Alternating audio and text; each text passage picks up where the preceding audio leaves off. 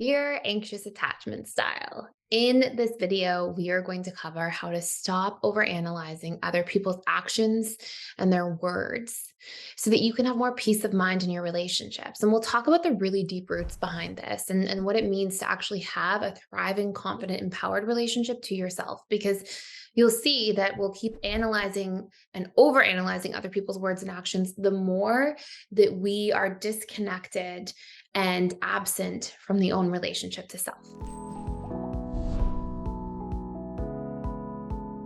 So, what we're going to start off by doing is just talking about the impact of the relationship to ourselves and why this actually creates this massive overanalysis of other people's words and actions and the root causes that are really rooted in fear. And then I'm going to give you three major strategies for how to overcome these things so that you can actually thrive in your relationships and shed and leave behind that deep fear, that panic that can come online that you can feel kind of spread all over your body when you're in this place of not feeling accepted or not certain about how your relationship is going.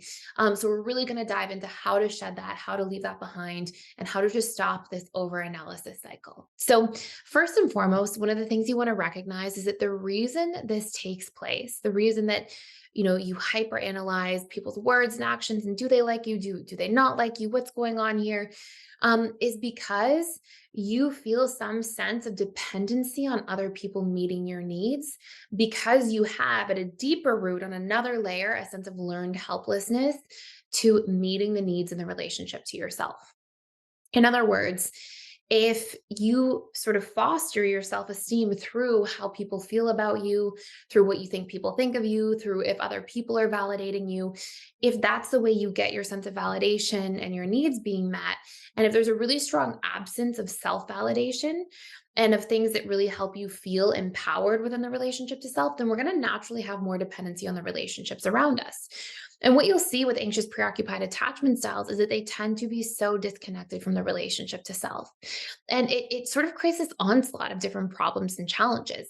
You may see, for example, that the more absent you are from being in touch with your own feelings and needs, the more we like hyper need other people to fill our buckets, our cups of needs for us, right? We need other people to do it for us. And that creates this sense of like, not addiction, but it can mirror patterns of addiction where we feel this deep fear of not having something. We can be obsessed and ruminate about something in a relationship. And of course, we know one of the contexts for this is love addiction, and the neurochemistry of love addiction is pretty real. So when you look at some of these deep underlying dynamics, the more out of touch you are with your own needs, of course, the more you then need other people to meet them for you. And of course, the more pressure and fear comes in your relationships to other people, because if they don't meet those needs and show up for you, you will feel this idea that, okay, my needs aren't even going to be met. And our needs at a deep subconscious level have a big role in our sense of self. And if we don't feel like our needs are going to be met, it can feel like death to self. And so there's this huge dynamic where you're dependent on the other person meeting your needs because you don't trust that you're going to be okay without that happening. Meaning there's this unnecessary pressure that now takes place and all of this rumination about whether it's going to happen or not. Now, that rumination, if we unpack that rumination, so you're overanalyzing their words and actions. The rumination is a subconscious strategy to gain certainty. If I can ruminate and ruminate and ruminate about something, I feel like I'm getting closer to the thing, or at least the hypervigilance around, is this person going to meet this thing for me? And so sometimes what you'll see as well is at a deep level, you're trying to get certainty by overanalyzing, right? And you're like, oh, if I can notice every little thing that goes wrong or goes right, then I can kind of leverage that, right? I can capitalize that. And it's not in a negative way at all. It's like you literally trying to just like reflect back to them what you think that this person's wanting you to do, or you're trying to people please them by understanding them and all their words and actions. But the reality is it's exhausting to feel like that, right? It's exhausting to keep yourself in that position. And when you can learn to just meet your own needs for certainty and validation and approval and fill your cup halfway, it won't take away the desire to have other people meet your needs. It will just bring it into balance.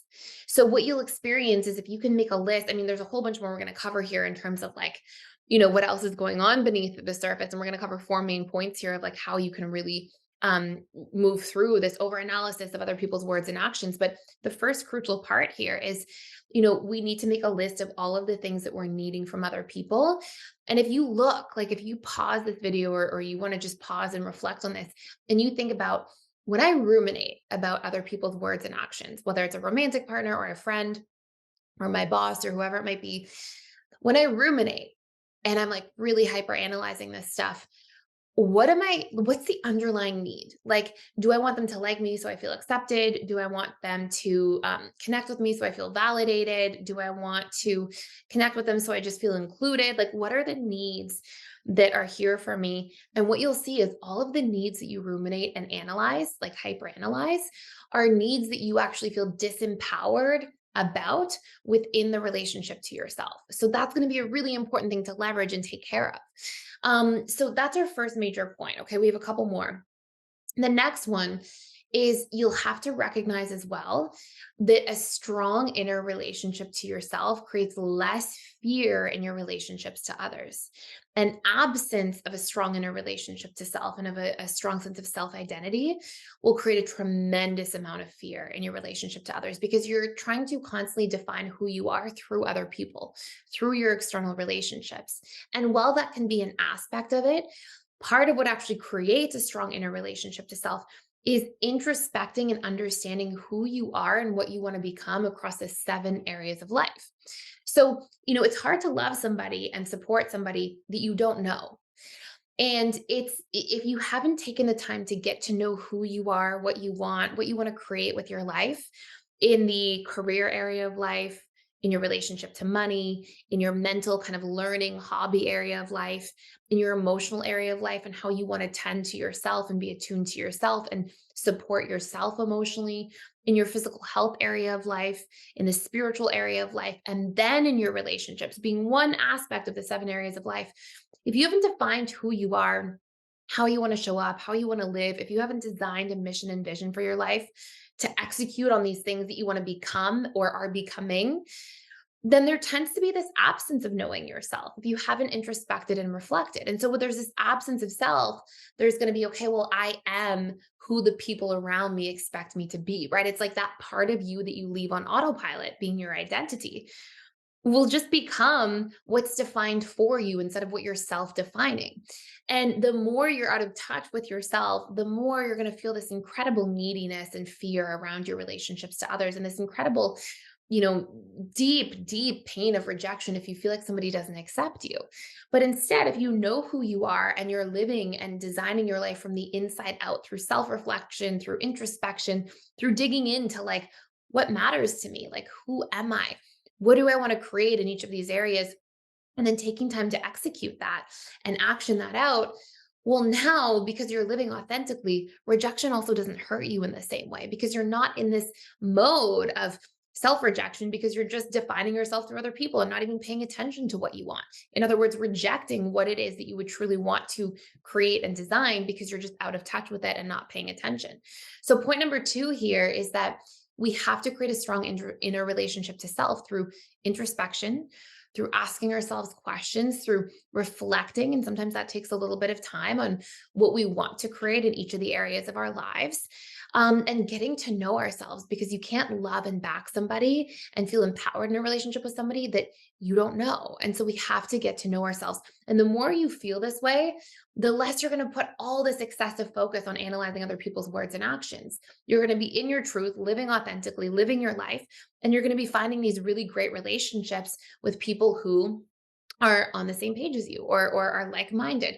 And you won't know who that sort of tribe of people is, or what those relationships are, or what they should look like, until you've done that inner work and defined your sense of self first. So far, just in review here, we need to know our needs, start meeting them ourselves. We need to introspect and build a strong sense of self-identity, so we're not constantly defining ourselves through other people.